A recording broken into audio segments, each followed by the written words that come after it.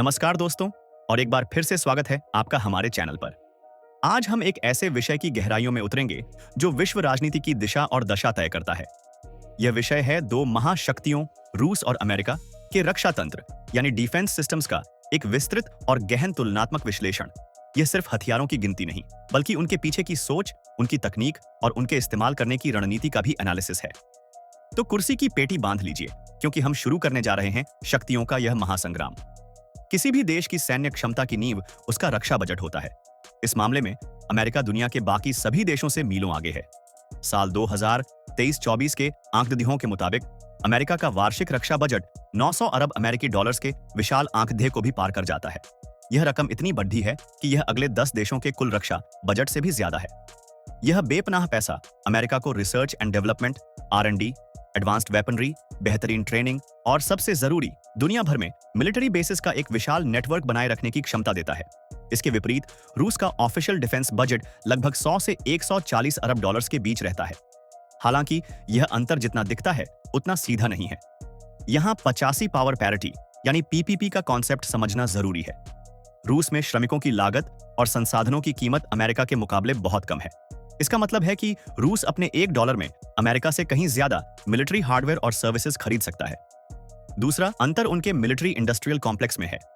America का complex private companies जैसे Lockheed Martin, Boeing और रेथियन पर निर्भर है, जो मुनाफे के लिए काम करती हैं। वहीं रूस का रक्षा उद्योग ज्यादातर स्टेट कंट्रोल्ड कॉर्पोरेशंस जैसे रॉस्टेक के अधीन है, जो सरकार के स्ट्रेटेजिक इंटरेस्ट्स को प्राथमिकता देता है। अब बात करते हैं उस सुरक्षा कवच की जो दुश्मन की मिसाइल से देश को बचाता है। यहां रूस का S-400 ट्रियम्फ सिस्टम एक स्टार परफॉर्मर के रूप में उभरा है। S-400 एक mobile S-2 air missile system है, जो विमान, ड्रोन्स, क्रूज मिसाइल्स और यहां तक कि बैलिस्टिक मिसाइल्स को भी 400 किलोमीटर दूर से ही पहचान कर नष्ट कर सकता है। इसकी सबसे बड़ी ताकत इसकी लेयर्ड कैपेबिलिटी है। यह एक ही समय पर अलग अलग रेंज और एल्टीट्यूड की कई मिसाइलें दाग सकता है, जिससे दुश्मन के लिए इसे भेद पाना लगभग नामुमकिन हो जाता है।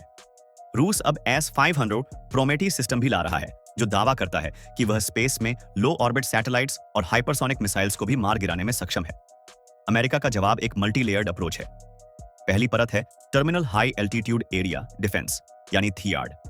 यह सिस्टम बैलिस्टिक मिसाइल्स को एटमॉस्फेयर के बाहर उनके सफर के आखिरी चरण में रोकने के लिए डिजाइन किया गया है। जमीनी स्तर पर उनके पास Patriot advanced capability PAC-3 system है, जो कम और मध्यम दूरी के खतरों से निपटने में माहिर है। लेकिन अमेरिका की असली ताकत उनकी नेवी का Aegis ballistic missile defence system है। यह सिस्टम उनके डिस्ट्रॉयर्स और क्रूजर्स पर तैनात है, जिससे वह दुनिया के किसी भी समुद्र से मिसाइल रक्षा का एक मोबाइल किला बना सकते हैं। S-400 जहां एक एरिया डेनियल हथियार है, वहीं अमेरिकी सिस्टम्स एक पॉइंट डिफेंस और ग्लोबल शील्ड की रणनीति पर काम करते हैं। हवाई युद्ध में 5वीं पीढ़ी स्टेल्थ फाइटर्स का कोई मुकाबला नहीं। इस मामले में अमेरिका F-22 रैप्टर और F-35 लाइटनिंग II के साथ एक साफ बढ़त बनाए हुए है। F-22 एक एयर डोमिनेंस फाइटर है, जिसका एक ही मकसद है दुश्मन के बेस्ट फाइटर्स को तबाह करना। वहीं F-35 एक जैक ऑफ ऑल ट्रेड्स है, जो स्टेल्थ, एडवांस्ड सेंसर्स और इंफॉर्मेशन शेयरिंग के साथ जमीन पर हमला, जासूसी और इलेक्ट्रॉनिक वॉरफेयर सब कुछ कर सकता है। अमेरिका ने इन विमानों का उत्पादन बड़े पैमाने पर किया है और F-33 को अपने सहयोगी देशों को भी बेच रहा है। रूस का 5वीं पीढ़ी का लड़ाकू विमान है सुखोई Su-47। यह विमान भी स्टील्थ, सुपर मैन्यूवरेबिलिटी और शक्तिशाली रेडर से लैस है, लेकिन इसके इंजन विकास और प्रोडक्शन में देरी के कारण इसकी संख्या अभी बहुत सीमित है। हालांकि रूस 4.5वीं पीढ़ी के लड़ाकू में बहुत ही मजबूत है। उनका Su-33 फ्लैंकर E अपनी बेजोड़ मैन्यूवरेबिलिटी के लिए जाना जाता है, और अमेरिका का F-15X ईगल II, जो एक मिसाइल ट्रक की तरह ढेर सारी मिसाइलें ले जा सकता है, इसे कड़ ही टक्कर देता है। स्ट्रेटेजिक बॉम्बर्स की बात करें तो अमेरिका के पास B-2 स्पिरिट स्टील्थ बॉम्बर और भविष्य का B-21 रेडर है। इनका जवाब रूस अपने सुपरसोनिक Tu-16 व्हाइट स्वान से देता है। परंतु युद्ध सिर्फ लड़ाकू विमानों से नहीं जीता जाता। अमेरिका के C-16 ग्लोबमास्टर और C-5 गैलेक्सी जैसे ट्रांसपोर्ट विमानों की विशाल सेना उन्हें दुनिया के किसी भी कोने में तेजी से सेना और सामान पहुंचाने की क्षमता देती है, जो रूस के Il-76 फ्लीट के मुकाबले कहीं ज्यादा है। समुद्री सीमाओं में अमेरिकन नेवी का दबदबा कायम है। इसकी रीढ़ की हड्डी है उनके 11 न्यूक्लियर पावर्ड एयरक्राफ्ट कैरियर्स। एक अकेला कैरियर अपने स्ट्राइक ग्रुप के साथ, जिसमें क्रूजर्स, डिस्ट्रॉयर्स और सबमरीन्स शामिल होते हैं, कई छोटे देशों की पूरी नौसेना से ज्यादा शक्तिशाली होता है। यह फ्लोटिंग एयरबेसेस अमेरिका को ग्लोबल पावर प्रोजेक्शन की अद्भुत क्षमता देते हैं। रूस की नेवी सरफेस शिप्स के मामले में छोटी है। उनके पास सिर्फ एक एयरक्राफ्ट कैरियर एडमिरल कुज्नेत्सोव है, जो अक्सर आधुनिकीकरण के दौर से गुजर रहा है। लेकिन रूस ने इस कमी को अपनी सबमरीन टेक्नोलॉजी से पूरा किया है। बोरी क्लास की बैलिस्टिक मिसाइल सबमरीन्स और यासन क्लास की क्रूज मिसाइल सबमरीन्स दुनिया की सबसे शांत और घातक पनडुब्बियों में से हैं। इसके अलावा रूस ने असिमेट्रिक वॉरफेयर पर ध्यान देते हुए छोटे तेज रफ्तार कॉर्वेट्स बनाए हैं, जो कैलिबर जैसी लंबी दूरी की क्रूज मिसाइल्स से लैस हैं। यह मिसाइल लदे जहाज अमेरिकी कैरियर्स के लिए एक बड़ा खतरा पेश करते हैं। जमीनी जंग के लिए टैंक आज भी जरूरी है। अमेरिका का M1 एब्राम्स टैंक अपने मजबूत आर्मर, क्रूज सर्वाइवेबिलिटी और एडवांस टारगेटिंग सिस्टम्स के लिए जाना जाता है। इसने कई युद्धों में अपनी काबिलियत साबित की है। रूस का जवाब है उनका T-90M टैंक, जो कीमत में कम और भरोसेमंद है, और उनका फ्यूचरिस्टिक T-14 अर्माटा। T-14 में एक अनमैन्ड टरेट है, जिससे उसका क्रूज ज्यादा सुरक्षित रहता है। हालांकि इसका बड़े पैमाने पर उत्पादन अभी भी एक चुनौती है। आर्टिलरी के मामले में अमेरिका प्रिसीजन पर जोर देता है, जैसे GPS गाइडेड एक्सकैलिबर शेल्स। वहीं रूस ओवरवेलमिंग फायर पावर में विश्वास रखता है। उनके BM-30 स्मर्च जैसे मल्टीपल रॉकेट लॉन्चर्स एक बड़े एरिया में तबाही मचा सकते हैं। युद्ध का मैदान अब जमीन, समुद्र और हवा से आगे स्पेस, साइबर स्पेस और हाइपरसोनिक स्पीड तक पहुंच गया है। रूस ने हाइपरसोनिक मिसाइल्स की दौड़ज में शुरुआती बढ़त हासिल करने का दावा किया है।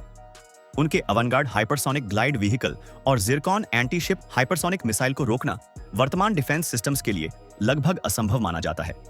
अमेरिका भी इस दौड़ में तेजी से काम कर रहा है। स्पेस में दोनों देश GPS, कम्युनिकेशन और जासूसी के लिए सैटेलाइट्स पर बेहद निर्भर हैं। इसलिए दोनों ने एंटी सैटेलाइट ASAT वेपन्स विकसित किए हैं, जो दुश्मन के सैटेलाइट्स को नष्ट कर उन्हें अंधा और बहरा बना सकते हैं। और आखिर में साइबर वॉरफेयर। रूस ने हाइब्रिड वॉरफेयर में महारत हासिल की है, जिसमें डिसइंफॉर्मेशन, इलेक्शन इंटरफेरेंस और क्रिटिकल इंफ्रास्ट्रक्चर पर साइबर अटैक्स शामिल हैं। अमेरिका के पास इसका जवाब देने के लिए एक विशाल और संगठित US साइबर कमांड है। तो दोस्तों, निष्कर्ष यह है कि यह दो शक्तियां बराबर हैं, लेकिन अलग अलग तरीकों से।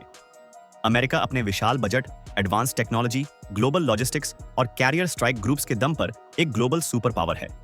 उनकी ताकत उनकी पहुंच में है। रूस सीमित बजट के बावजूद स्ट्रैटेजिक थिंकिंग और एसिमेट्रिक हथियारों पर फोकस करके एक जबरदस्त प्रतिद्वंद्वी बना हुआ है। उनकी ताकत उनके AS-400 जैसे एरिया डेनियल सिस्टम, उनकी शांत पनडुब्बियों और उनके हाइपरसोनिक और साइबर वॉरफेयर कैपेबिलिटीज में है। एक सीधा संघर्ष दोनों के लिए विनाशकारी होगा। इसलिए यह प्रतियोगिता प्रॉक्सी वॉर्स, आर्म्स सेल्स और तकनीक की दौड़ में जारी रहती है। उम्मीद है आपको यह विस्तार से भरा विश्लेषण पसंद आया होगा। हमने हर पहलू को सरल भाषा में समझाने की कोशिश की है। अगर आपके कोई सवाल या सुझाव हैं, तो नीचे कमेंट्स में जरूर लिखें। ऐसे ही डीप एनालिसिस वाले वीडियोस के लिए हमारे चैनल को लाइक करें, इस वीडियो को अपने दोस्तों के साथ शेयर करें और सबसे जरूरी सब्सक्राइब करना ना भूलें। मिलते हैं अगले वीडियो में। जय हिंद।